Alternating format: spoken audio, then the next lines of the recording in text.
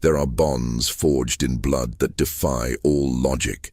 Bonds that endure through decades of silence, through years of unspoken devotion, through sacrifices that should have bought freedom but instead purchased something far darker. What happens when a man spends 20 years saving another man's life, only to discover that gratitude has an expiration date, that loyalty can be measured in dollars, that the moment death arrives, even the most sacred debts are forgotten? This is not a ghost story. There are no spirits here, no supernatural forces reaching from beyond the grave. This is something worse, a true account of human nature at its most complex and disturbing. A story about debt and dependency, about promises made and broken, about two men whose lives became so intertwined that neither could exist without the other, even as the very foundation of their bond was built on ownership, on slavery, on the brutal reality that one man could be property and savior simultaneously.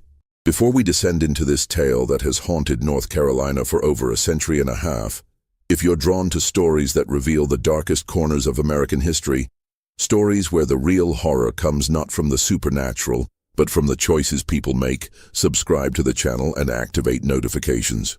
Because what you're about to hear will stay with you long after the last word is spoken. This is the story of Marcus Hartwell and Caleb, two men whose names appear together in fragmentary records, in courthouse documents, in letters that survived fires and floods and the collapse of an entire way of life. Two men bound together by a contract neither fully understood until it was far too late to renegotiate its terms. The story begins in 1842, but to truly understand it, we need to go back further, to 1818, when Caleb was born in a cabin on the Hartwell plantation, 3 miles from the Cape Fear River in southeastern North Carolina. The Hartwell family had owned land in North Carolina since before the Revolution. They were not among the wealthiest plantation families, not like the Camerons or the Burgwins, who owned thousands of acres and hundreds of enslaved people. But they were comfortable, respectable, the kind of family that attended the right churches and sent their sons to the right schools and married into the right families. Jonathan Hartwell, Marcus's father, owned 43 people when he died in 1842. Among them was a woman named Sarah, who worked in the main house as a cook. She had been born on the plantation in 1798, had spent her entire life within a 10-mile radius of the big house, had never learned to read or write, but could recite Bible verses from memory, and knew the names of every medicinal plant that grew in the Carolina lowlands. Sarah gave birth to Caleb in the winter of 1818. The father was never officially acknowledged, though household records show that Jonathan Hartwell ordered a doctor summoned for the birth, unusual care for an enslaved woman's child, suggesting a particular interest in the baby's welfare. Some of the older enslaved people whispered that Caleb bore a striking resemblance to Jonathan's younger brother, who had lived on the plantation until his death from fever in 1820. But these were only whispers, and whispers had no power to change reality. Caleb grew up in the strange liminal space occupied by enslaved children on southern plantations. Until the age of 7 or 8, he played with Marcus and Marcus's sister Eleanor, their childhood unfettered by the full weight of the racial hierarchy that would eventually separate them completely. They fished in the creek, climbed trees, built forts from fallen branches, and engaged in the universal activities of children who don't yet understand that the world has already decided their fates. But childhood ends, and by the time Caleb was 10, he was working in the stables. By 12, he was in the tobacco fields during harvest season. By 15, he was back in the main house, assigned to household duties because Sarah had convinced the overseer that her son was too valuable to waste on field labor. He was intelligent, she argued, quick to learn, able to anticipate needs before they were spoken. She didn't say what she really meant, that she saw something in her son's eyes that frightened her. A watchfulness, a way of seeing patterns that others missed. An intelligence that would be dangerous in the fields, where smart slaves were often suspected of planning rebellion, but might be useful, might even be protective, in the controlled environment of the house. Sarah died in 1837 of consumption, coughing blood into rags she burned so no one would see the evidence of her illness and decide she wasn't worth the cost of care. Caleb was 19 years old. He stood in the slave cemetery while they buried his mother in an unmarked grave, and he did not cry. He simply watched, memorizing every detail, storing it away with all the other observations he kept locked behind his careful, neutral expression. Marcus Hartwell was 21 that year. He had just returned from 2 years at the University of North Carolina in Chapel Hill, where he'd studied literature and philosophy and emerged with the confident polish of a young man who'd never had to question whether he'd have enough to eat, whether he'd have a home, whether he'd be sold away from everyone he'd ever known. He and Caleb had not spoken in years. They existed in the same house but moved through entirely different worlds. Marcus barely noticed the young man who brought him his breakfast, who cleaned his room, who stood at attention during dinner parties to refill wine glasses. This was the natural order. This was how things had always been. And then, Jonathan Hartwell died. Jonathan's death was not dramatic. He simply failed to wake up one April morning in 1842. The doctor determined it was his heart. He'd been overweight, sedentary, prone to fits of anger that left him red-faced and gasping. His heart had simply given out, as hearts sometimes do. At 26, Marcus inherited everything. The plantation, the debts, the 43 people whose lives he now owned completely. He also inherited his father's business problems. Jonathan had been a poor manager, had invested in failing ventures, had borrowed heavily against future tobacco crops that never yielded the returns he'd promised. Marcus found himself drowning in obligations he'd never expected to face so soon, and with no real understanding of how to manage an estate, he made mistakes, costly ones. In those first months, Marcus would sit in his father's study, now his study, and try to make sense of ledgers that never seemed to balance.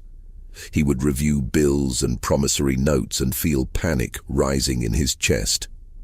The walls of the plantation, which had always felt like protection, began to feel like a prison.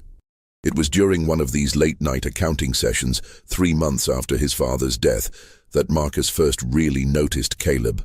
The young man had brought coffee, as he did every evening, but instead of simply setting down the tray and leaving, Caleb hesitated. "Permission to speak, sir." Marcus looked up, irritated by the interruption. "What is it?" "The Johnson tobacco, sir. In the ledger, you're being charged 3 cents per pound more than the market rate." Marcus stared at him. "What did you say?" "The Johnson tobacco. The entry from last April. It's 3 cents per pound higher than what Mr. Patterson paid for the same grade. I saw the invoices when I was filing papers in the office." Marcus looked down at the ledger, his pulse quickening. He found the entry. Did the calculation. Caleb was right. "You can read?" Marcus asked, though it was illegal to teach enslaved people to read and write in North Carolina. "No, sir," Caleb replied calmly, "but I can recognize numbers and patterns. My mother taught me." It was a lie, of course. Sarah had taught Caleb to read in secret, using a Bible stolen from the main house, teaching him by candlelight in their cabin after everyone else was asleep. But admitting that would put both of them, well, Caleb now, since Sarah was dead, in danger. Marcus studied the young man before him with new eyes. "You've been paying attention to the household accounts?" "I filed the papers, sir. I can't help but notice." "And you noticed this discrepancy?" "Yes, sir." Marcus leaned back in his chair. An intelligent slave was valuable but also potentially dangerous. His father had always warned against educating them, against allowing them too much knowledge. But his father was dead, and Marcus was desperate. "Are there other errors you've noticed?" Caleb hesitated, then nodded. "Several, sir." "Show me." That night, Caleb identified 6 other accounting errors in the plantation books. Some were honest mistakes. Others appeared to be deliberate fraud by suppliers or traders who assumed the young, inexperienced Marcus wouldn't notice. When they finished, it was nearly 2 in the morning. Marcus sat in silence, overwhelmed by the realization that this slave, this man he'd barely acknowledged for years, had been quietly observing, analyzing, understanding the business of the plantation better than Marcus himself. "Why didn't you say something before?" Marcus asked. Caleb met his eyes. "It wasn't my place, sir." "No, I suppose it wasn't." Marcus paused. "But I'm making it your place now. From now on, you'll assist me with the accounts. Quietly. I don't want the overseer or anyone else knowing, but I want you to review the books and tell me what you see. Can you do that?" "Yes, sir." "Good. Now get out." Caleb left. Marcus remained in the study, staring at the ledgers, feeling the first stirrings of something he couldn't quite name. Not friendship. That would be impossible. Not even respect exactly, but a recognition, an acknowledgement that this man whose life he owned might be more than just property. It was a dangerous thought, and Marcus pushed it away. But the arrangement continued. Over the following weeks, Caleb's observations saved Marcus thousands of dollars. He identified fraudulent charges, negotiated better rates with suppliers, through Marcus, of course, a slave couldn't negotiate directly, and helped Marcus understand the seasonal rhythms of tobacco farming that his father had never properly explained. Catherine Bennett entered Marcus's life that summer. She was 19, the daughter of a prominent Charleston merchant, visiting relatives in Wilmington when she and Marcus met at a church social. She was lovely in that particular way Southern women of that era were expected to be lovely. Demure, well-mannered, educated just enough to be interesting, but not so much as to be threatening. Marcus courted her with the intensity of a man who needed something stable in his life, something that made sense when nothing else did. They were engaged by autumn and married in December 1842, in a ceremony that depleted what little savings Marcus had left. Catherine moved into the Hartwell plantation with expectations formed by romantic novels and her mother's advice.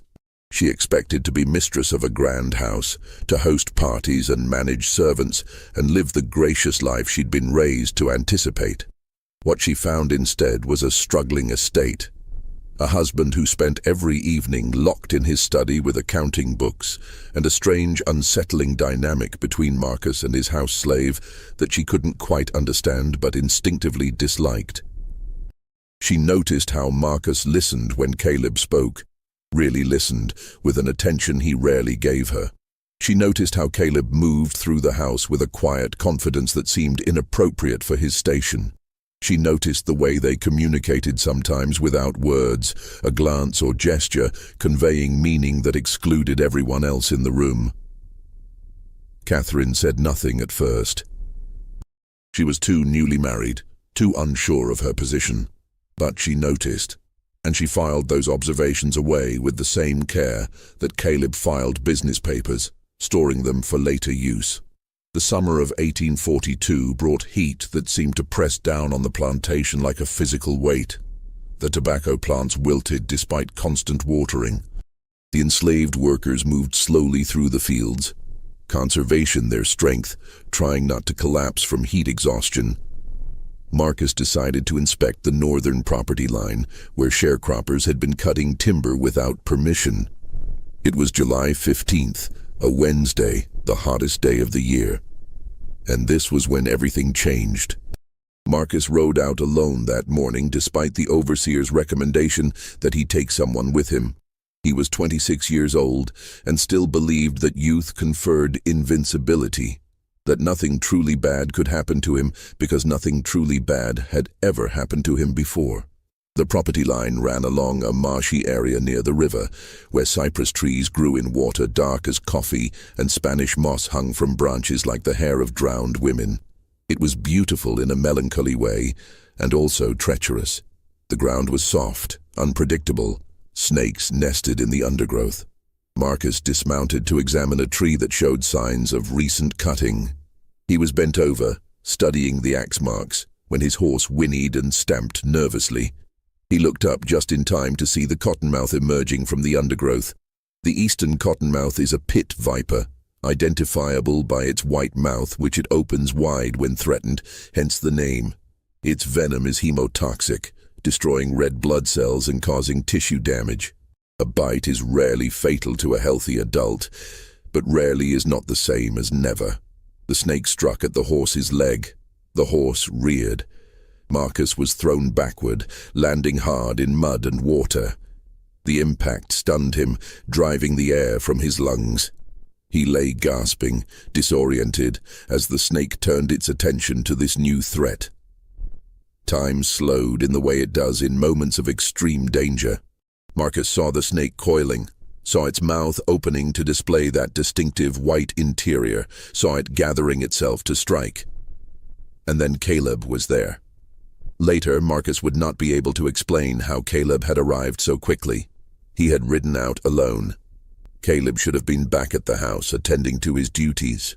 But somehow he was there, moving faster than Marcus had known a person could move, bringing a fallen branch down on the snake with precision that killed it instantly. Caleb dragged Marcus out of the mud, examined him quickly. "Are you bitten, sir?"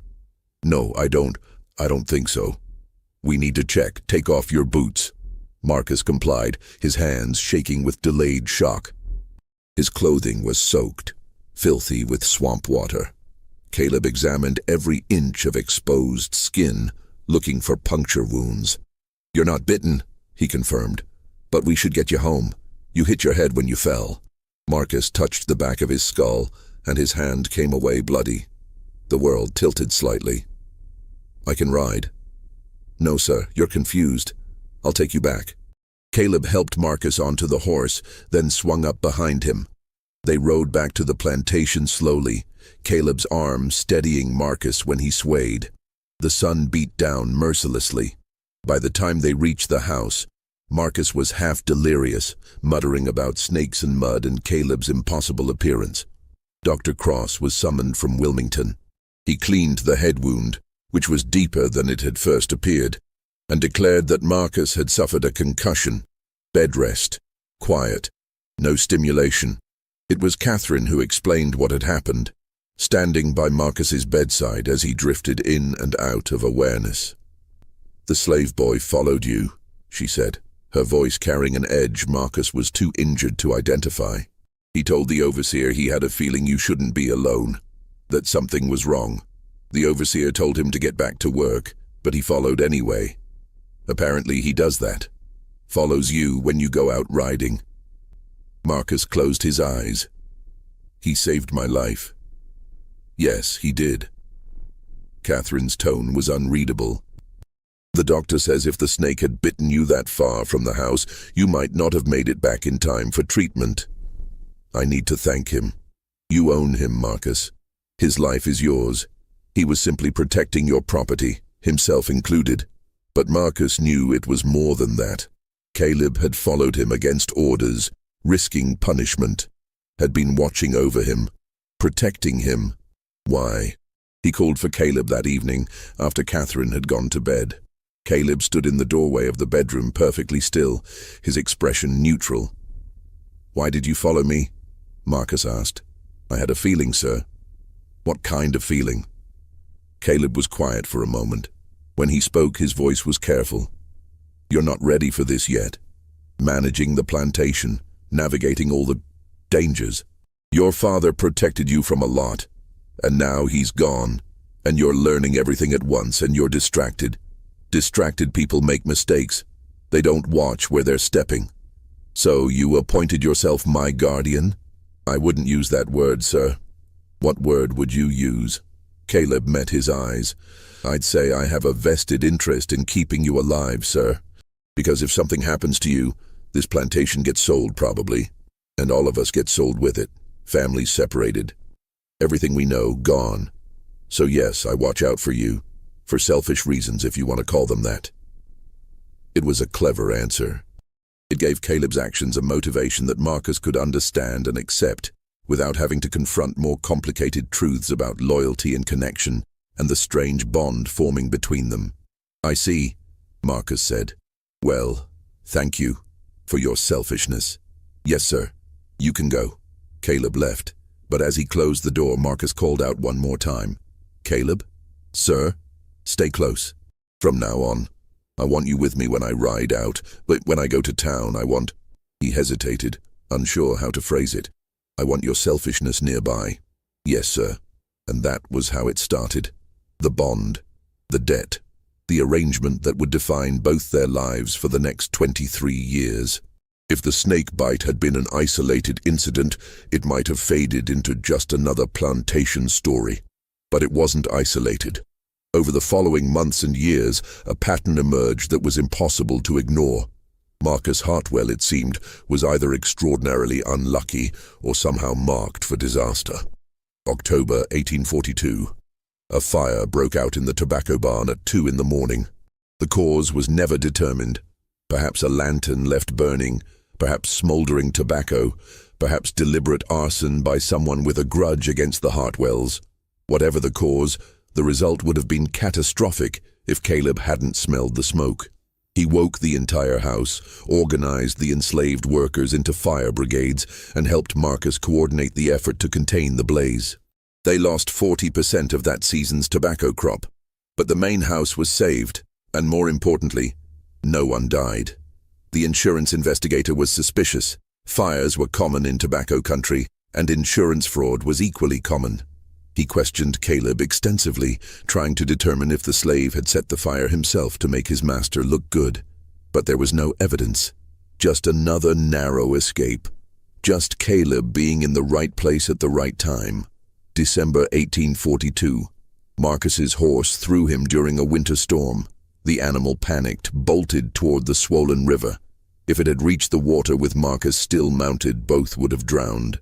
Caleb caught the reins just in time, calming the horse with a touch that bordered on supernatural. March 1843. Marcus ate oysters at a business dinner in Wilmington. By midnight, he was violently ill. Dr. Cross diagnosed food poisoning, but Caleb, who had waited outside the restaurant, insisted on staying with Marcus through the night. When Marcus's breathing became labored and his pulse weakened, Caleb administered ipecac syrup that he'd somehow obtained, forcing Marcus to vomit until the poison was expelled. Dr. Cross later admitted that Marcus might not have survived without that intervention. May 1843, Catherine went into labor 6 weeks early. The baby was breech. Dr. Cross was in Raleigh and couldn't reach the plantation in time. It was Caleb who rode through a thunderstorm to fetch a midwife from a neighboring plantation, a free woman of color named Ruth, who had delivered hundreds of babies and knew techniques that most white doctors dismissed as folk medicine. Ruth saved both Catherine and the baby, a daughter they named Eleanor after Marcus's deceased sister. Catherine hated that she owed Caleb for her life and her daughter's life. Hated the way Marcus looked at Caleb with something approaching awe. Hated the debt that grew larger with each incident. By 1844, the pattern was undeniable. Marcus was alive because of Caleb, not once, but multiple times. And with each rescue, with each narrow escape, the bond between them deepened in ways that made everyone around them uncomfortable. The other enslaved people noticed. They called Caleb the Shadow and kept their distance. Some thought he had special powers, was protected by spirits. Others thought he was simply too smart for his own good and would eventually pay for standing out. The white neighbors noticed too. They whispered about Marcus's dependence on his slave, about how unnatural it was, how it undermined the proper order of things. A man who can't protect himself without a slave's help is no man at all. One neighbor said at a dinner party in 1845, loud enough for Marcus to hear. Marcus's response was cold. "A man who can't recognize value in another human being, regardless of their station, is a fool. And I don't do business with fools." The neighbor found himself shut out of Marcus's business dealings. The message was clear. Criticize Caleb, and you made an enemy of Marcus Hartwell. It was power of a sort. Strange, inverted power that didn't follow the established rules. Caleb was still enslaved, still property, still had no legal rights. But within the ecosystem of the Hartwell plantation, he wielded influence that transcended his legal status. And Marcus seemed not to notice how unusual this was. Or perhaps he noticed and simply didn't care. In 1846, Marcus made Caleb a promise. They were in the study late at night, reviewing accounts as had become their habit. Marcus had been drinking, not heavily but enough to loosen his tongue. "You've saved my life 4 times now," Marcus said, staring into his whiskey glass. 4 times I should have died, and didn't, because you were there. Just doing what needs doing, sir. No, it's more than that. Marcus struggled to find words. "You're keeping me alive, Caleb, deliberately, constantly, as if it's your purpose." "Maybe it is, sir. But why? What do you get from it?" Caleb was quiet for a long moment.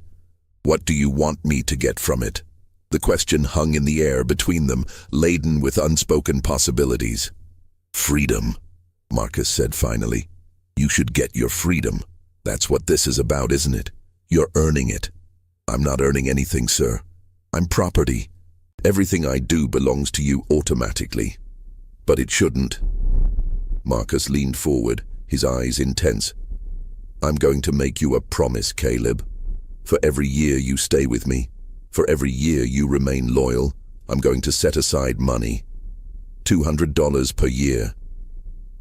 When you've earned enough, when you've proven yourself beyond any doubt, I'll give you manumission papers and the money I've saved. Enough to start a life as a free man. Do you understand?" Caleb's expression remained neutral, but something flickered in his eyes. Hope, skepticism, fear. "How many years, sir?" 20.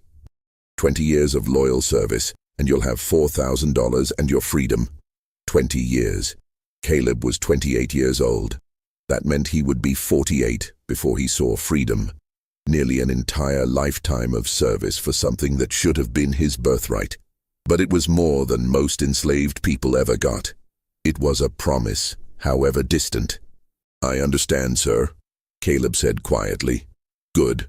I'll have it drawn up in writing, witnessed, legal." Marcus never had it drawn up in writing, never had it witnessed. The promise remained between them, verbal and therefore unenforceable. Whether this was an oversight or deliberate ambiguity, even Marcus might not have been able to say. But the promise was made, and both men lived under its weight for the next 19 years. Time moved differently on the Hartwell plantation. Days blurred together in endless cycles of planting and harvest, heat and rain, work and rest. But for Marcus and Caleb, time was counted in incidents, in moments when death reached out its hand and was pushed away. 1847.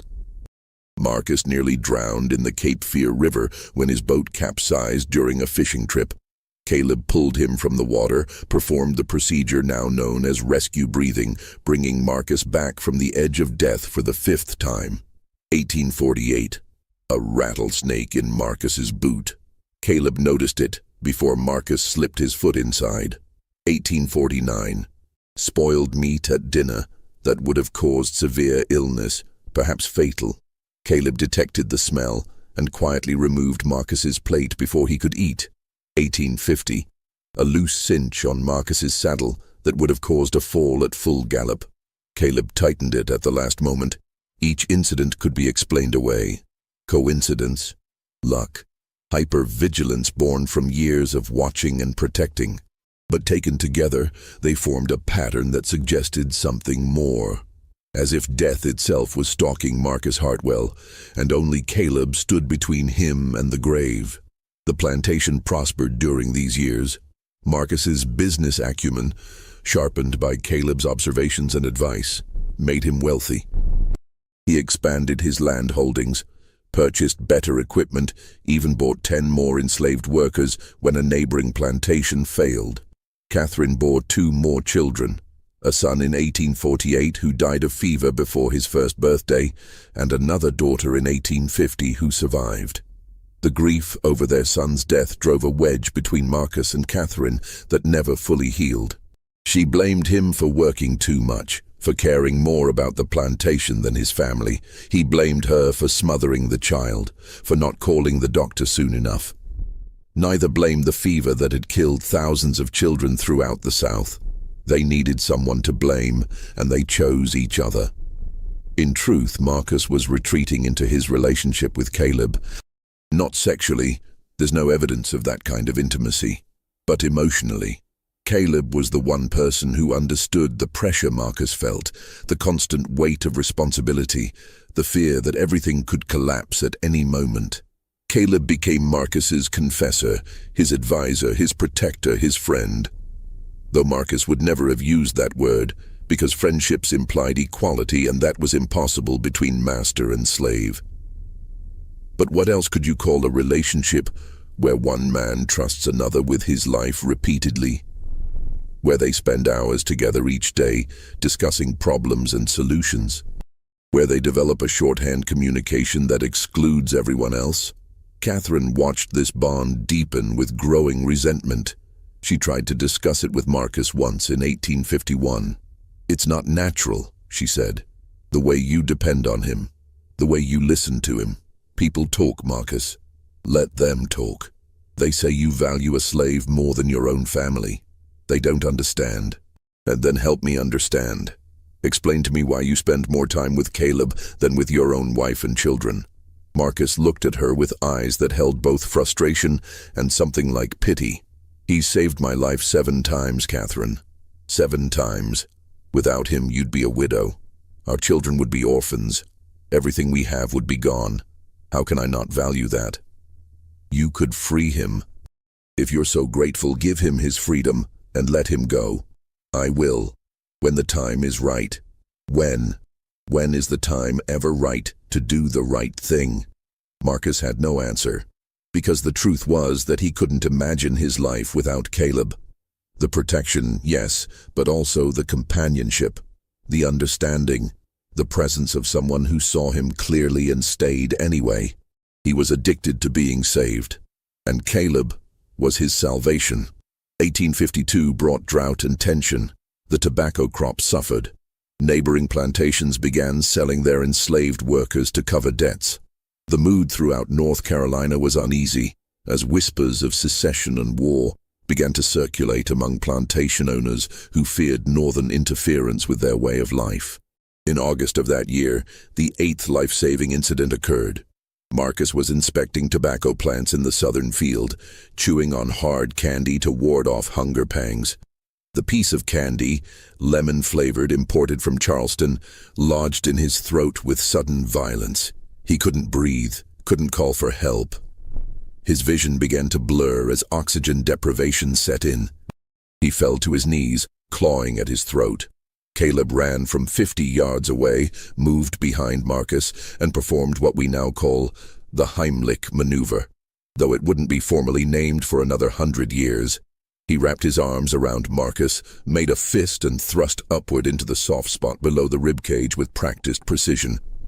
The candy shot out of Marcus's throat. Air rushed back into his lungs, and Marcus's brother-in-law, William, witnessed the entire scene from the edge of the field. What William saw was a slave with his arms around his master, a slave striking his master, a slave in a position that looked from a distance like violence rather than rescue. The accusation came that evening. William burst into the house, his face flushed with alcohol and righteous fury. Catherine's family had come for Sunday dinner, and the meal was interrupted by William shouting, "I saw him hit you." William pointed at Caleb, who stood against the wall in the dining room ready to pour wine. "That slave put his hands on you, struck you. It's intolerable, Marcus. Unforgivable. He needs to be whipped. Better yet, sold. Sold south where they know how to handle uppity slaves." The dining room went silent. Catherine's mother pressed her handkerchief to her lips. Her father leaned back in his chair, watching to see how Marcus would respond. Marcus stood slowly. His voice, when he spoke, was dangerously quiet. "He saved my life. For the 8th time. I was choking. Without his intervention, I would have died in that field, and you want me to punish him for it? He put his hands on you. To save me. It doesn't matter. The principle, Marcus interrupted, is that I'm alive because of him, again. And if you ever suggest harming him, you will never set foot on my property again. You or anyone else in your family." Catherine gasped. Her mother began to cry. Her father's face darkened with anger. "You're choosing a slave over your own family," William said incredulously. "I'm choosing life over death. I'm choosing reason over prejudice. I'm choosing—" Marcus stopped himself before he said something even more damaging. "Get out. All of you, get out of my house." They left. Catherine's family did not visit the Hartwell plantation again for 5 years, and the story spread throughout the county. Marcus Hartwell had publicly defended a slave against his own kin. The social consequences were immediate and severe. Invitations stopped arriving. Business relationships cooled. Catherine was excluded from ladies' societies. Their daughters found themselves snubbed by other plantation families. Marcus had violated an unspoken rule that white solidarity always took precedence over relationships with enslaved people, no matter the circumstances. But Marcus didn't apologize, didn't try to mend fences. He simply retreated further into the insular world of the plantation with Caleb at his side. Then that night, alone in his study, Marcus pulled out a ledger he kept in a locked drawer. In it, he'd been recording each life-saving incident in careful detail. July 15th, 1842, Cottonmouth snake, river property. October 3rd, 1842, fire in tobacco barn. December 12th, 1842, horse bolted toward river. March 8th, 1843, poisoned oysters. Wilmington. May 22, 1843, Catherine's difficult labor. And so on, through 8 entries now. He added a 9th line, August 17th, 1852, choking, southern tobacco field. Then he did something he'd never done before. He calculated the monetary value of his own life.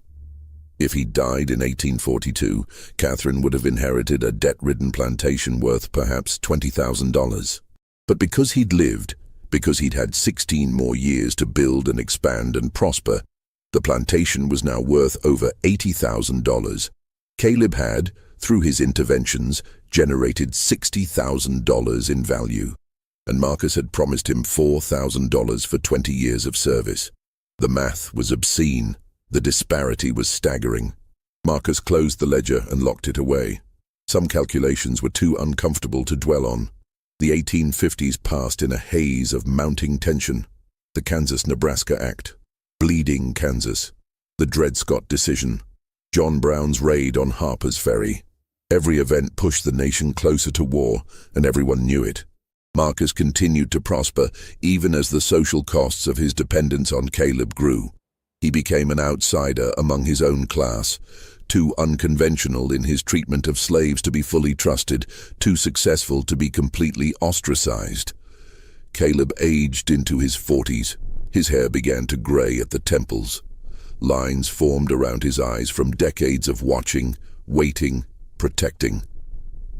He moved through the house like a ghost, always present but never intrusive, seeing everything and saying little. The other enslaved people on the plantation regarded him with a mixture of awe and resentment. He had privileges they didn't have. Better food, private quarters, the master's ear. But he also had a burden they didn't share, the constant responsibility of keeping Marcus alive. Some wondered if Caleb resented his role, if he ever considered not saving Marcus, if he ever fantasized about letting the next snake bite connect, the next horse bolt unchecked, the next meal go untested. If he did, he never showed it. 1856, 9th life saved. A tree branch broke during a storm, would have struck Marcus's head. Caleb pushed him aside at the last second.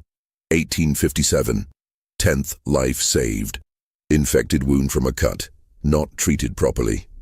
Caleb recognized the signs of blood poisoning and forced Marcus to send for the doctor before it was too late. 1858, 11th life saved. Financial disaster averted when Caleb noticed discrepancies in a business contract that would have bankrupted the plantation. 1859, 12th life saved. Runaway cart in Wilmington heading straight for Marcus. Caleb pulled him out of the way. 1860, 13th life saved. Marcus fell through rotted floorboards in the tobacco barn, would have broken his neck. Caleb was somehow there to catch him. Each incident reinforced the pattern, each one added to the debt. Each one made it more impossible to imagine how their arrangement could ever end. Because by now, both men understood a terrible truth. Marcus Hartwell could not survive without Caleb, not because he was incompetent or incapable, but because death was simply more persistent with him than with other men. As if he'd been marked, targeted, singled out for early departure. And only Caleb's constant vigilance kept death at bay. 14 years, Marcus said in December 1860, reviewing his secret ledger. 14 years since I made you that promise, 6 more to go. Caleb, standing in the shadows of the study, said nothing. Do you still want it? Marcus asked. Your freedom? Do you even remember what that would mean anymore? Every day, sir. What will you do when I finally give you the papers? Go north, I expect. Find work. Live quiet. Will you? Marcus hesitated. Will you ever think about this? About me? About these years? Caleb's expression was unreadable. I expect I'll think about it quite a bit, sir. I hope you won't hate me for taking so much of your life. Hate isn't useful, sir. Takes too much energy. It wasn't quite forgiveness, but it wasn't condemnation either. It was something in between. A weary acceptance of circumstances neither man had chosen, but both had to live with. When North Carolina seceded from the Union in May 1861, Marcus was 45 years old. Too old for active military service, and his prosthetic leg, still worn from the snakebite injury 19 years earlier, provided additional justification for staying home. But the war came to him anyway. Confederate conscription took the plantation's overseer and several of the younger enslaved men. Food became scarce as the Confederate Army commandeered crops. The Union blockade strangled trade. The value of Confederate currency plummeted, and enslaved people began running away. It started with small numbers. 1 or 2 people disappearing in the night, heading toward Union lines in coastal North Carolina. Marcus didn't pursue them. He told himself it was because he couldn't afford to hire slave catchers, but the truth was more complicated. He was tired. Tired of the system. Tired of owning people. Tired of everything except his strange, codependent bond with Caleb. By 1862, nearly half the plantation's enslaved workers had fled. The tobacco fields lay fallow. The main house began to show signs of neglect. Catherine had taken their daughters to Charleston in early 1861, ostensibly to stay with her sister until the war ended. She wrote occasionally, brief, formal letters that conveyed information but no warmth. Marcus understood that his marriage was over in all but name. Catherine would not return. Not while Caleb remained. Not while Marcus continued to choose his slave over his family. In September 1862, the 15th life-saving incident occurred. Deserters from both armies roamed the countryside, desperate men who'd abandoned their units and now survived by theft and violence. One night, 6 of them attacked the Hartwell plantation. They wanted food, horses, anything valuable. They would have burned the main house and killed everyone inside if Caleb hadn't heard them approaching. He woke Marcus, organized the remaining enslaved workers, distributed the few rifles Marcus kept. They held off the deserters until dawn, when the attackers finally fled. In the aftermath, Marcus found Caleb sitting on the porch steps, bleeding from a shallow cut across his ribs where a knife had grazed him. 19 years, Marcus said, sitting down beside him. It was the first time he'd ever sat next to Caleb rather than above him, and the gesture felt both natural and transgressive. It's been 19 years since the snake, Caleb. 1 more year and I'll give you everything I promised. Yes, sir. Do you believe me? After all this time, do you believe I'll actually do it?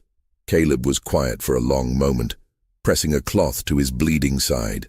When he spoke, his voice was soft. I believe you want to do it, sir. I believe you mean it when you say it. Whether you'll actually be able to let me go? He shrugged. That's a different question. I will, I swear it. We'll see, sir.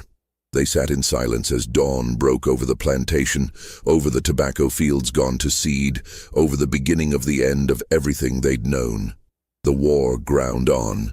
The plantation barely survived. Marcus sold everything that wasn't essential: furniture, artwork, his wife's jewelry that she'd left behind. He refused to sell any of the remaining enslaved people, even though every other plantation owner in the region was liquidating their human property before Union forces could free them. "They're my responsibility," Marcus insisted to a neighbor who pressed him to sell. "I won't abandon them." But the neighbor persisted. "That one you keep in the house, the clever one. You could get premium price for him even now, especially if you marketed him to plantation owners in Texas or Arkansas, places where the war hasn't reached yet. That alone would cover your debts." Marcus showed the neighbor off his property at gunpoint, but the debts remained, and they grew. By spring 1865, Marcus was nearly bankrupt. The Confederate currency he held was worthless. His crops hadn't been harvested in 2 years. The house was crumbling. And then Lee surrendered at Appomattox. The war was over. The Confederacy was dead, and Marcus had one final promise to keep. May 1865 arrived with unseasonable heat. The air felt heavy, oppressive, as if the atmosphere itself was holding its breath. Marcus summoned Caleb to his study on May 18th. The room was nearly empty. All the furniture had been sold except for a desk and 2 chairs. They sat across from each other, and for the first time in 23 years, Marcus did not sit elevated above Caleb. They were, in that moment, almost equal. 23 years, Marcus said. "You've been with me for 23 years. You've saved my life." He consulted his hidden ledger one last time. 18 times. 18 times I would have died if not for you. He pulled out a document from his desk drawer. "I had these drawn up before the war. Manumission papers, legal, signed, witnessed. You're free, Caleb. You've earned it 1,000 times over." Caleb took the papers, looking at the words with eyes that had secretly learned to read them decades ago. They were legitimate, legal. They would hold up in any court. "There's money," Marcus continued, "in an account in Wilmington. I've been setting it aside, as promised. He paused, consulting another document. "It's $3,800. Not quite the 4,000 I promised, but close. With inflation and the war, it's actually worth more than the original promise would have been." Caleb stared at the numbers. It was more money than most enslaved people saw in their entire lives, enough to start a real life, enough to buy land, to build a home, to live as a free man should live. "Why now?" Caleb asked quietly. "Because I promised. 20 years of loyal service, and I'm 3 years late. But better late than never. That's not what I mean. Why now, specifically? Why today?" Marcus looked down at his hands. "Because the world has changed, because slavery is ending whether we want it to or not, because—" He took a deep breath. "Because I'm tired, Caleb. Tired of this system, tired of owning people, tired of the weight of it all. And because you deserve to be free while you're still young enough to enjoy it." Caleb was 47 years old. Not young, but not yet old. He had perhaps 20 or 30 years left if he was lucky. Years that could be his own, finally. "What will you do?" Caleb asked. "After I leave?" "Rebuild. Try to save what's left of the plantation. Catherine might come back, though I doubt it. If she doesn't, I'll manage alone." "You've never been alone, sir. Not for 23 years." "No, I suppose I haven't." Marcus met his eyes. "I don't know if I can survive without you. I'm not being dramatic. I genuinely don't know. You've been keeping me alive for so long that I've forgotten how to protect myself. You'll learn, or you'll die. Either way, it won't be my responsibility anymore." The words were harsh, but Marcus recognized them as truth. For 23 years, Caleb had carried the burden of Marcus's survival, and now that burden was being lifted. "I hope you find what you're looking for," Marcus said quietly. "I hope you find a life that's worth all the years you gave me." Caleb stood, folding the manumission papers carefully and putting them in his pocket. "Thank you, sir. Don't thank me. This isn't generosity. This is paying a debt I should have paid years ago." Caleb nodded once and turned to leave. "Caleb?" He paused at the door. "Will you—" Marcus's voice caught. "Will you say goodbye before you go?" "I think it's better if I don't, sir. Clean break. Easier that way." And he left. Marcus sat alone in the empty study and allowed himself to feel the full weight of loss for the first time in his life. But there was a second document Marcus had prepared, a document he kept in a different drawer, locked away where no one would see it. A bill of sale, dated May 23rd, 1865. For one male slave, approximately 47 years old, intelligent and healthy, to be sold to a trader named Jackson from Mississippi for the sum of $800. Marcus had arranged the sale weeks earlier, even as he was preparing Caleb's manumission papers. The correspondence with Jackson was meticulous. Negotiations over price, descriptions of Caleb's capabilities, agreements about payment and transfer. The sale was scheduled for May 23rd, 5 days after Marcus planned to give Caleb his freedom. Why? Why would Marcus free Caleb with one hand and sell him with the other? The answer is complicated and disturbing and reveals something essential about the nature of dependence and desperation. Marcus had known, on some level, that he couldn't survive without Caleb. Not physically, perhaps, but emotionally. The bond between them had become the center of his life, and he couldn't bear the thought of it ending. But he also knew he had to honor his promise. Had to give Caleb the freedom he'd earned. The solution his twisted logic produced was this: give Caleb false freedom. Let him believe he was free. Let him leave. And then, 5 days later, execute the sale that legally superseded the manumission. Caleb's papers would be worthless because he'd already been sold. The buyer, Jackson, would have legal claim. Caleb would be captured, returned to slavery, and Marcus's conscience would be salved because technically he had freed Caleb. It just hadn't worked out. It was a betrayal of staggering magnitude. A final act of selfishness from a man who'd spent 23 years taking and taking and taking from someone who had every right to hate him, but had instead saved him, repeatedly, without question. Marcus sealed the bill of sale and placed it in an envelope addressed to Jackson in Mississippi. The money had already been transferred. The contract was binding. All that remained was the execution. Caleb left the plantation on May 20th, 3 days before the scheduled sale. He took nothing but the clothes on his back, the manumission papers, and the account information for the money in Wilmington. Marcus watched from an upstairs window as Caleb walked down the long drive toward the main road, watched until he was out of sight, and then sat down on the floor of his empty bedroom and cried.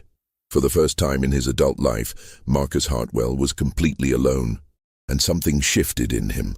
Something broke, or maybe something was finally released. He went to his desk, retrieved the sealed envelope containing the bill of sale, looked at it for a long time, and then he burned it. He took it to the kitchen, lit it on fire, and watched as the paper curled and blackened and turned to ash. Watched as his betrayal turned to smoke. He didn't know why he did it. Couldn't explain the impulse even to himself. Perhaps it was conscience, finally asserting itself. Perhaps it was exhaustion.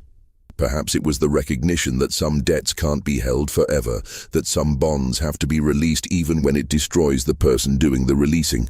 Whatever the reason, Marcus burned the sale document, and with it any legal claim on Caleb. Caleb was truly free, but Marcus didn't tell him, didn't send word, didn't let Caleb know that the threat, which Caleb might not have even known existed, had been eliminated. He simply sat in his empty house and waited. 3 days after Caleb left on May 23rd, Marcus fell ill.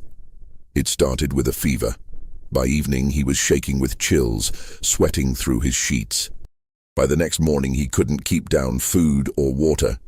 Typhoid fever, common in the chaos of post-war North Carolina, spread through contaminated water and poor sanitation.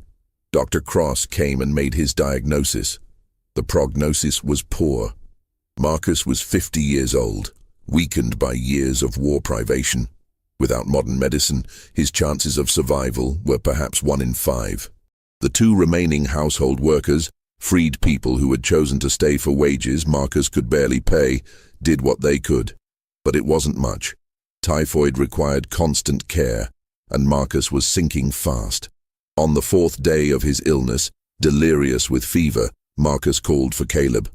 "He's gone, sir," one of the attendants said gently. "He left last week. He's free. He's gone north, probably." "No," Marcus mumbled, his eyes unfocused. "No, he wouldn't leave. He knows I need him. He always knows. He'll come. He'll save me. He always saves me." But Caleb didn't come. Why would he? He was free. He had his papers, his money. He had a whole life waiting for him somewhere far from the plantation that had held him for 47 years. Unless Caleb had never left. Unless he'd been there the whole time, watching, waiting. The theory that has been passed down through generations of local families is this: Caleb didn't go north. He stayed in the area, hiding in the woods near the plantation. He was there when Marcus burned the bill of sale.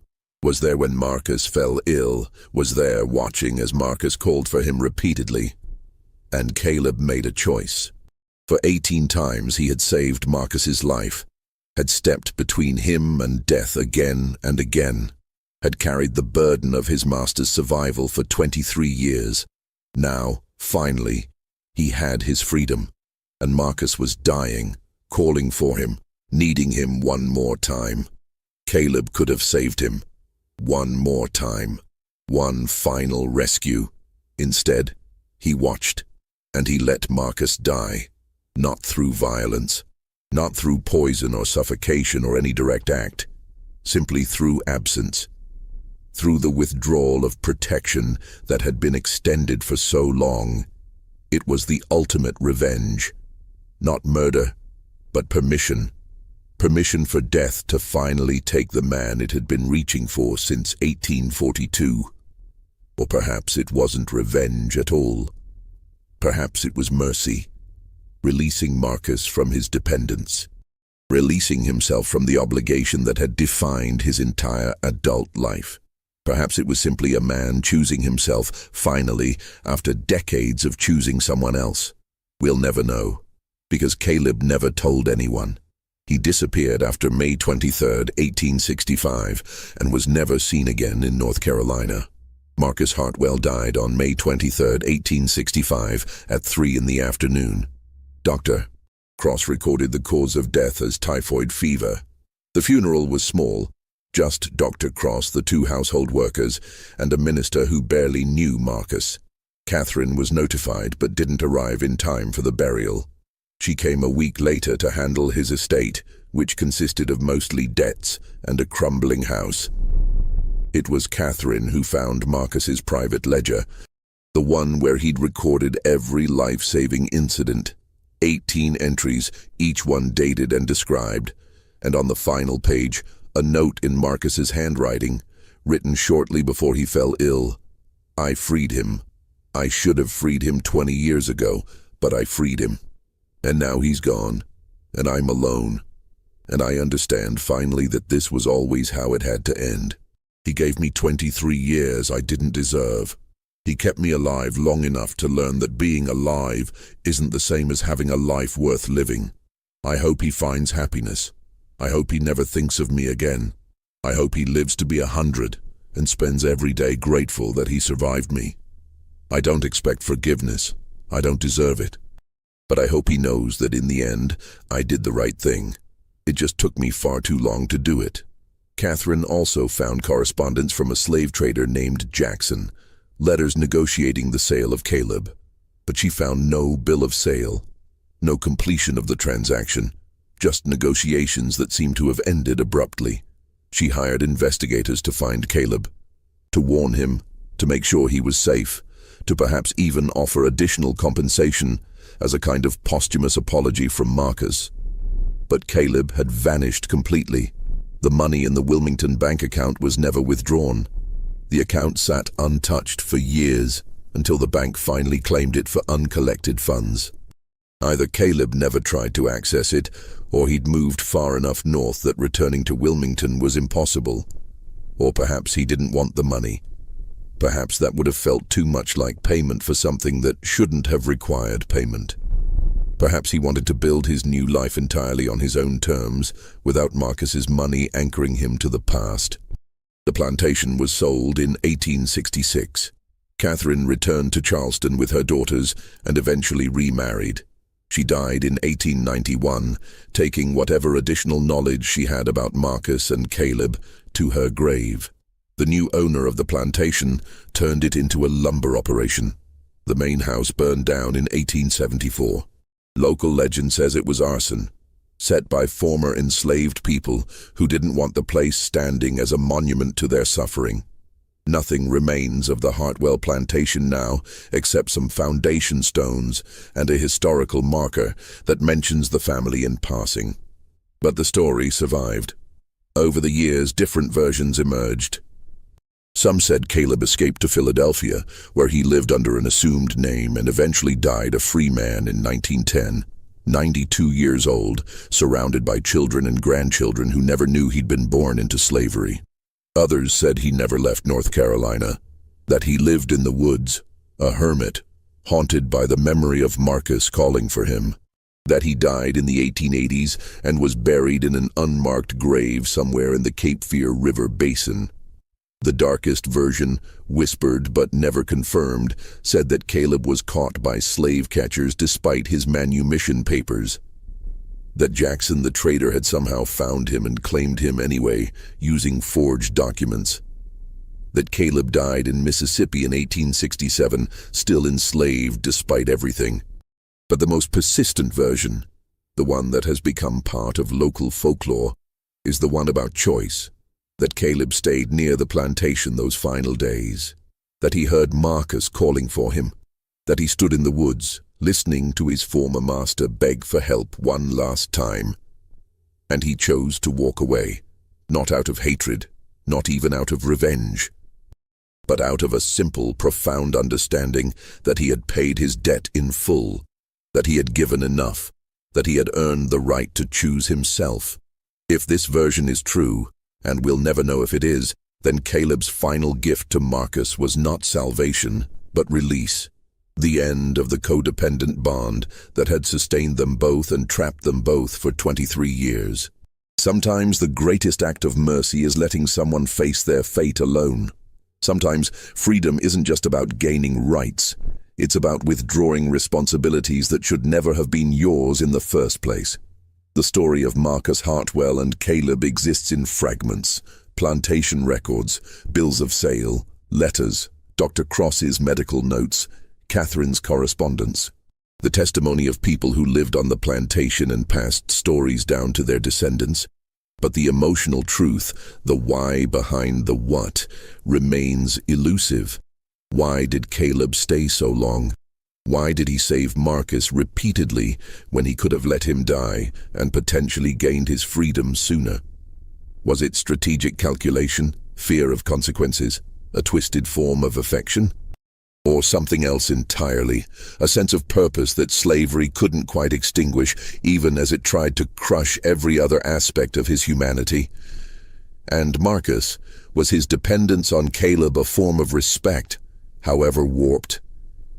Did he genuinely care about Caleb as a person, or did he simply value him as the tool that kept him alive? Did Marcus burn the bill of sale out of conscience, or out of the recognition that he didn't want to live in a world where he'd committed that final betrayal? These questions have no clean answers, and perhaps that's appropriate, because the relationship between Marcus and Caleb was never clean. It was built on an obscene foundation, the ownership of one human by another, and no amount of mutual dependence or strange affection could make that foundation less obscene. What we can say with certainty is this: two men lived and died in ways that were profoundly shaped by each other. One owned the other's body, the other owned the first one's survival. And in the end, when all the legal bonds were finally broken, neither man could exist in the way they had before. Marcus died alone, calling for someone who wasn't there. And Caleb, wherever he went, whatever life he built, carried the weight of 18 rescues, 23 years of vigilance, and the final decision to let death come when it knocked one last time. The slave who saved his master's life 18 times over 23 years and was sold, or nearly sold, the same day he died. Except that's not quite how the story ended, is it? Because Marcus died, but Caleb lived. And maybe that's the real ending. Not the betrayal, not the death, but the survival. Caleb survived Marcus, survived slavery, survived the weight of being someone else's salvation. And wherever he went, whatever name he took, however long he lived, he was free. Finally, completely free. Even if freedom meant carrying memories that would never quite leave him, even if it meant wondering sometimes if he'd done the right thing by walking away. Even if it meant living with the knowledge that he'd held a man's life in his hands and had finally chosen to let go. That's the truest ending. The one without resolution or closure or easy morals. Just a man, walking away from 23 years of servitude, and choosing for the first time in his life to let someone else save themselves, or not. Because that was no longer his responsibility, and freedom, ultimately, is the right to say, not my burden anymore, not my responsibility, not my problem. I've given enough. I'm done. If this story has stayed with you, if you find yourself thinking about the bonds we form and the prices we pay for them, if you wonder about the thousands of untold stories like this one buried in the historical record, subscribe to this channel. Because history isn't just about famous names and major battles. It's about people like Marcus and Caleb, whose lives intersected in ways that revealed uncomfortable truths about human nature, about power, about the debts we incur, and the ways we do or don't repay them. The story of Marcus Hartwell and Caleb is documented in fragments scattered across archives in North Carolina and South Carolina. The full truth of what happened between them, the emotional reality beneath the legal documents, remains unknowable. But the questions persist. What do you owe someone who has saved your life? What do you owe someone who has owned your life? Can gratitude exist between master and slave, or is the power imbalance too great for genuine feeling to survive? And when does loyalty become codependence? When does protection become prison? When does saving someone repeatedly become a form of control, even if that control flows in unexpected directions? These are questions without easy answers. And that's why this story haunts us over a century and a half after the fact. Because it's not really about slavery, though slavery is the framework that made it possible.